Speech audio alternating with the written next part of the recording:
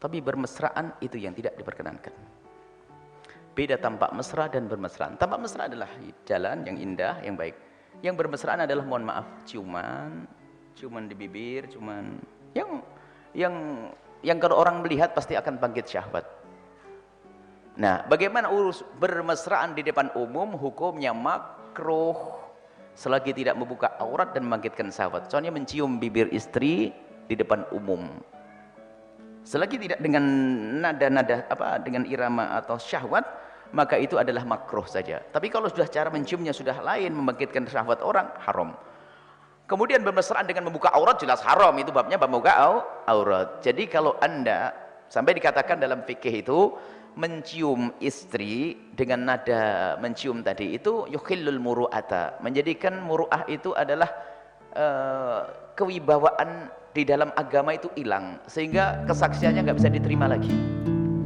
Mencium kening atau mencium pipi, mencium kening wajar, tapi kalau sudah mencium seperti orang kafir ya, di dalam film, ada pernah lihat film? Kira-kira begitulah. Karena orang kafir apa saja dilakukan, wong kita melihat di depan umum. Kalau kita melihat di kafir depan umum sudah tidak malu lagi.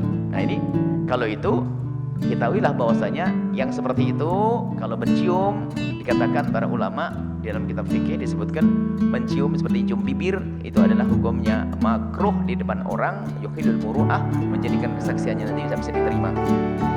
Kalau mencium kening, mencium kepala, cium tangan itu wajar saja, berboncengan tangan wajar. Tapi kalau sampai bulat di pinggir jalan itu orang sakit. Tapi tampak mesra tetap ada. Baik. Kemudian yang kedua, ini tampak mesra di sosial media, ngekspos foto-foto. Yang perlu dipahami adalah bukan masalah tampak mesranya. Bagaimanakah kisahnya jika seorang perempuan pamer kecantikan di sosial media? Memang secara hukum itu begini, itu martabat orang. Secara hukum, ini bab foto, selagi foto itu masih menutup aurat, selagi foto itu masih menutup aurat, jika terlihat oleh orang lain, kita melihat foto yang masih menutup aurat, melihat begitu, melihat wajar, pengen tahu siapa fulan adalah boleh. Yang nggak boleh adalah kalau sudah mulai mengamati, oh ajib ya, hidungnya, bibirnya, ininya, itu jadi haram. Kalau sudah masuk bab beda. Nah, jadi ingat, kalau ada foto perempuan yang menutup auratnya, kita melihatnya dalam keadaan hajat, pengen tahu siapa dia, saudara saya atau siapa, ini gambar siapa, itu boleh-boleh saja. Tapi kalau sudah sampai derajat mengamati lalu berandai-andai, itu musibah. Baik. Tapi seorang wanita mulia, ini beda babnya. Jika wanita mulia sangat malu jika dirinya diperhatikan sama orang, itu tingkatan.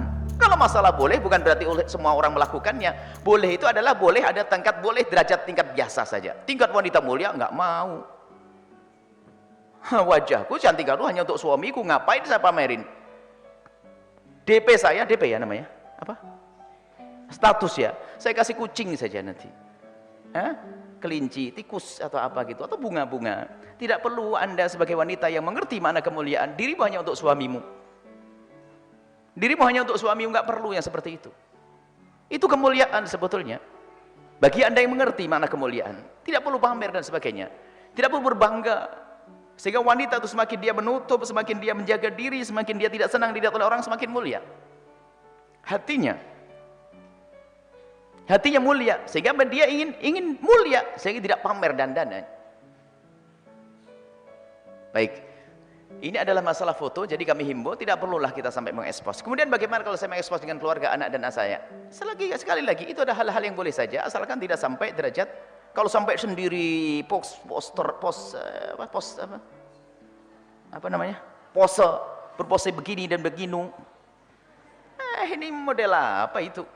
Wanita mulia nggak akan melakukan semacam itu. Tapi kalau dengan keluarga mungkin bareng-bareng, ini anaknya berapa dan sebagainya, wajar saja. Itu adalah hal yang boleh saja. Cuman kalau seandainya kita mau menghindari agar putri kita tidak dipajang di sana di sini, mungkin saya punya keluarga, ada putri saya yang sudah gede-gede, diri saya, Tapi kalau ada orang memajang anak Anda tiba-tiba cepret sana sini, itu salahnya dia, bukan salah Anda. Misalnya namanya keluarga, anak kita juga bermasyarakat, misalnya istri Anda bermasyarakat, tiba-tiba ada yang moto diposting di sana sini sana sini. Itu urusan mereka yang belum mengerti makna kehormatan seorang wanita.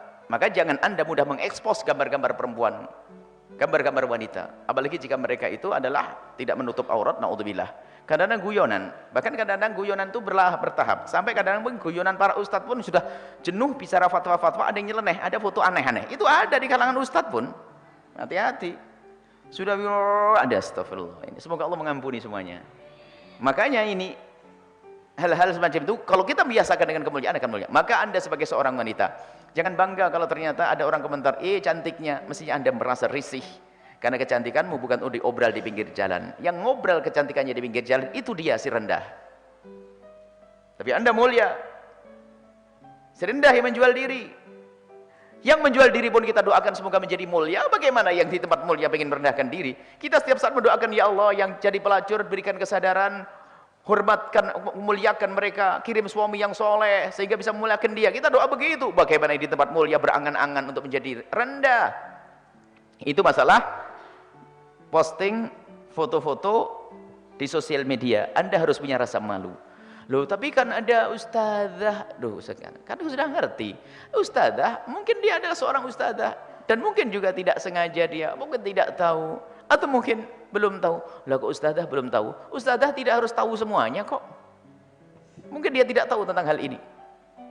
Tapi Anda sekarang diri Anda sendiri. Jangan keustatan menjadi sandaran hukum. Dikatakan oleh para ulama, pekerjaan seorang alim bukan hujjah. Kalau saya, mungkin saat ini seolah-olah kita jadi ustadz. Bukan saya, berarti saya hujjah. Perilaku saya itu bukan hujjah. Hujjah itu dari agama, dari syariat. Jangan sampai kalau ada seorang istri kiai yang masyhur di dunia, seluruh dunia orang tahu, kiainya tersebut. Lah tahu istrinya buka aurat, bukan hujjah.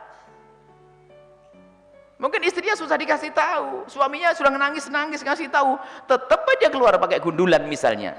Jadi jangan dijadikan hukum yang semacam itu. Hukumnya sudah ada jelas, tinggal Anda mengikuti yang mana. Anda bukan mengikuti pekerjaan seorang ustadz atau ustazah, Anda mengikuti hukum dan ilmu yang sudah Anda dapat.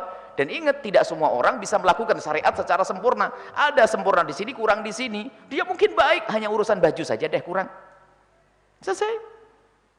Tapi Anda yang sudah mendengar, ya saat ini harus membuat perubahan, diturunkan. Anda jangan biasakan, kadang Anda masuk dandanannya macam-macam. Rasa malu itu penting. Dan itulah benteng yang dahsyat bagi seorang wanita adalah jika ada rasa malu di dalam hatinya. Rasa malu untuk disaksikan orang-orang. Rasa malu untuk pamer kecantikan. Baik, jadi kalaupun seandainya harus memosting bagi orang yang dengan keluarga dan sebagainya, bukan tampil sendiri model yang macam-macam itu. Dan Anda sebagai seorang suami harus punya cemburu. Istrimu Anda. Kadang suaminya yang sakit, pamerin. Secantik-cantik istrimu masih ada yang lebih cantik. Mau apa? Mau pamer kecantikan? Mau sombong dengan istri yang cantik? Istri yang cantik itu disyukuri, bukan untuk dipamerin. Disyukuri, ini nikmat dari Allah.